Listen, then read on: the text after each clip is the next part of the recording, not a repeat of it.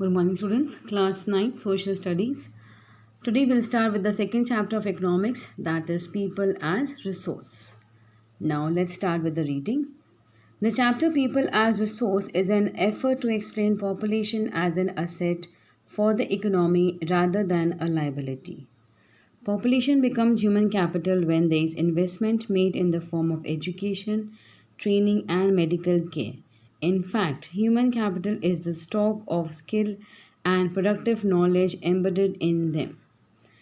ये जो हमारा चैप्टर है that is named as people as resource, ये एक तरह का एफर्ट है ये एक्सप्लेन करने के लिए कि जो हमारी पॉपुलेशन है किसी भी कंट्री की, इट इज़ एन असेट, यानी वो बहुत ज़्यादा वैल्यूबल है फॉर द इकोनॉमी. इकोनॉमी जो हम समझते हैं जो इनकम में जो द इंक्रीमेंट और development in the income is termed as economy. Okay, so rather than liability का मतलब है यहाँ पे कि लाइबिलिटी होती है एक तरह से रिस्पॉन्सिबिलिटी, या हम कह सकते हैं जिसका कोई डिसएडवांटेज हो, but here the human population is considered as an asset, यानी इसकी बहुत ज़्यादा वैल्यू है. कोई भी पॉपुलेशन ह्यूमन कैपिटल बनती है जब उसमें इन्वेस्टमेंट किया जाता है in form of education, training या मेडिकल केयर. इनफैक्ट हम कह सकते हैं कि जो ह्यूमन कैपिटल है वो एक तरह से स्टॉक है. स्टॉक जैसे हम किसी भी चीज़ को स्टोर करते हैं, so it is a stock of skill and productive knowledge.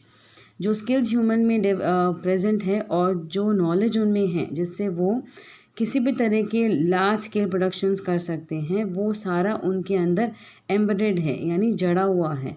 जैसे हम जो ज्वेलरी होती है उसमें मेटल में कोई स्टोन एम्बेडेड होता है. Similarly the skill and productive knowledge is embedded as a stock in the human capital. Now, people as resource is a way of referring to a country's working people in terms of their existing productive skills and abilities. ये जो chapter है people as resource, ये एक वे है refer करके बताने का कि जो कंट्री की वर्किंग पॉपुलेशन होती है इन टर्म्स ऑफ एग्जिस्टिंग, यानी जो एट प्रेजेंट एग्जिस्ट कर रही हैं and they are producing certain skills and abilities, उनके अंदर जो प्रोडक्टिव यानी प्रोड्यूस करने की स्किल्स और एबिलिटीज़ हैं, उस रेफरेंस में हम कह सकते हैं it is the working people और working population of a country. Looking at the population from this productive aspect emphasizes its ability to contribute to the creation of the gross national product. अगर हम इस population का जो नज़रिया है इस तरह से देखें कि it is a productive aspect, यानी जो प्रोडक्टिव एस्पेक्ट है इस पॉपुलेशन की उस पे एम्फसी यानी फोकस किया जा रहा है उसकी एबिलिटी पे, because it is becoming a contribution in addition, यानी इनकी जो एबिलिटी है इस पॉपुलेशन की जो प्रोड्यूस कर सकती है वो कंट्रीब्यूट करती है in the creation of gross national product, यानी development of a individual is ultimate the development of a country. Like other resources, population also is a resource. हम इसे भी एक इम्पॉर्टेंट रिसोर्स की तरह समझें और माने.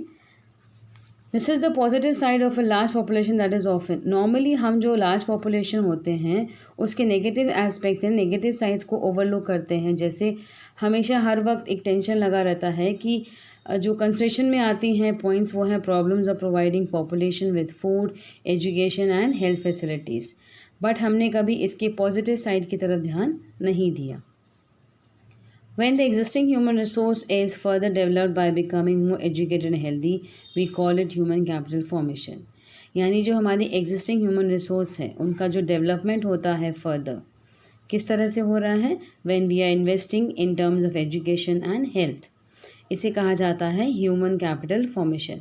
यानी इस तरह से जो डेवलपमेंट हो रहा है ह्यूमन कैपिटल का, a new formation is being created and coming up in terms of education and health facilities provided to them.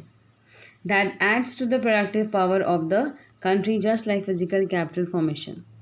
जिस तरह से बाकी रिसोर्सेज को यूज़ करके एग्जीक्यूट करके ह्यूमन रिसोर्स जो है उन्हें फिज़िकल कैपिटल में कन्वर्ट करके उसमें इंक्रीमेंट करता है या फिर डेवलपमेंट करता है, सिमिलरली ह्यूमन कैपिटल फॉर्मेशन जो हो रहा है that is adding as an productive power, यानी कंट्री को पावर मिल रहा है कि उसमें रह रही जो पॉपुलेशन है that is very strong in terms of health and education and they are very very skilled to work in every kind of field.